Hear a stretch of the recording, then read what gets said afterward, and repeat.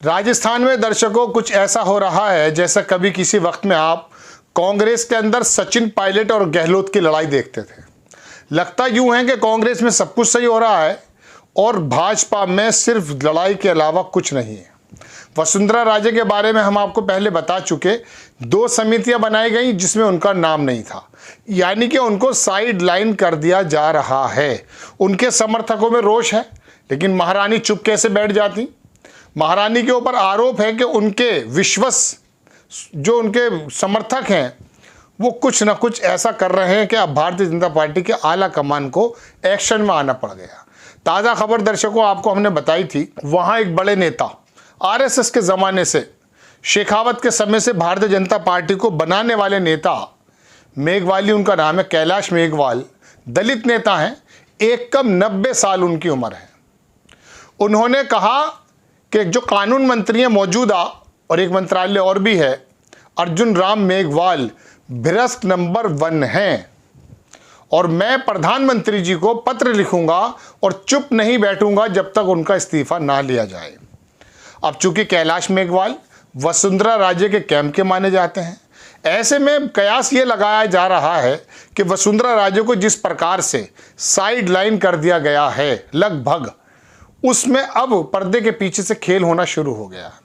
अभी गंगानगर में अमित शाह जी की रैली थी, वहाँ पर भी वसुंधरा राजे को कोई पूछा नहीं गया और वहाँ परिवर्तन रैली के नाम से जो निकाली जा रही है चारों तरफ, पिछले 2018 में वसुंधरा राजे की अगुवाई में वो रैली हुई थी, इस बार उनका नाम नहीं है। कहा जा रहा सामूहिक नेतृत्व में चुनाव लड़ा जाएगा। ऐसे में गजेंद्र शेखावत, सतीश पूनिया और बाकी अर्जुन राम मेघवाल ये नेता निकल करके आए और वसुंधरा राजे का कद ऐसा महसूस दे रहा है कि वो नीचे थोड़ा छोटा होता जा रहा है। सिलसिलेवार में आपको खबर दिखाता हूं दर्शकों। अखबार लिखता है कि राजस्थान में गुटबाजी ने बढ़ाई बीजेपी की टेंशन, वसुंधरा समर्थक को नोटिस, कितने की होगी कांग्रेस में एंट्री। कैलाश मेघवाल जिनके बारे में मैं आपसे कह रहा हूं, केंद्रीय मिनिस्टर भी रहे, विधायक भी हैं, और इनको नोटिस थमा दिया गया आला कमान के माध्यम से कि आपने केंद्रीय मिनिस्टर पर जो इल्ज़ाम लगाए 10 दिन में जवाब दीजिए। सीरियस नहीं लिया जा रहा है, दलित नेता हैं, पकड़ रखते हैं। और मुझे याद है जहाँ तक सबसे ज़्यादा वोटों से शायद 2018 में कैलाश मेघवाल जीते थे। मैं पहले यही खबर आपको दिखाता हूँ किस प्रकार से नोटिस मिला है। राजस्थान में चुनाव से पहले बीजेपी में गुटबाजी खुलकर सामने आ गई। वसुंधरा राजे समर्थक पूर्व केंद्रीय मंत्री कैलाश मेघवाल को पार्टी ने नोटिस थमा दिया है। मेघवाल के बयान को पार्टी ने गंभीरता से लिया। आला कमान की ओर से नाराजगी जताने के बाद प्रदेश बीजेपी ने बयान को अनुशासनहीनता मानते हुए नोटिस जारी कर दिया। 10 दिन में जवाब मांगा। नोटिस में यह कहा गया है कि 10 दिन में जवाब नहीं दिया गया तो पार्टी संविधान के अनुसार कार्रवाई की जाएगी। बता दें, पूर्व केंद्रीय मंत्री कैलाश मेघवाल ने केंद्रीय कानून मंत्री अर्जुन राम मेघवाल को भ्रष्टाचारी नंबर 1 बताया था। कैलाश मेघवाल ने कहा कि वे पीएम की मोदी को शिकायती पत्र लिखेंगे। बता दें, राजस्थान की राजनीति में वरिष्ठ बीजेपी नेता कैलाश मेघवाल को वसुंधरा राजे का समर्थक माना जाता है। सीएम साहब की भी तारीफ कर दी थी अशोक गहलोत की। वह शाहपुरा एक जगह है, उसको ज़िला घोषित कर दिया था। कुछ जगहों पर तारीफ तो हो सकती है ना, उसमें क्या दिक्कत है, लेकिन उसी बात से तमाम नाराज़ हैं। लेकिन अब दर्शकों राजस्थान का परिदृश्य बिल्कुल बदल चुका है।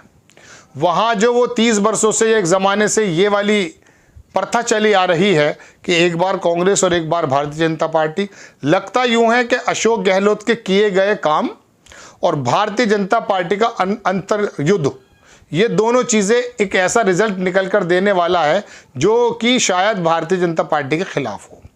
और खाली विधानसभा चुनाव की आप परेशानी मत मानिए, 25 की 25 सीटें वो भारतीय जनता पार्टी, 24 तो लगभग थी, एक वो दूसरी थी पार्टी उनके समर्थक की, ये 25 सीटें राजस्थान बीजेपी को, एनडीए को देता है, वहाँ पर भी सेंध लग सकती है।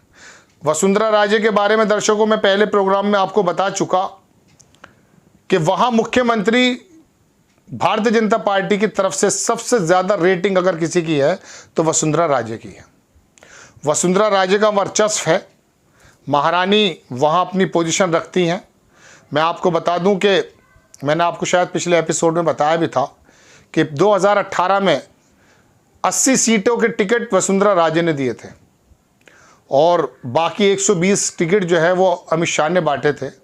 उस 80 में से लगभग 60, 62, 63 के करीब वसुंधरा राजे के समर्थक जीत आए थे, जबकि एंटी इनकम्बेंसी बहुत ज़्यादा थी।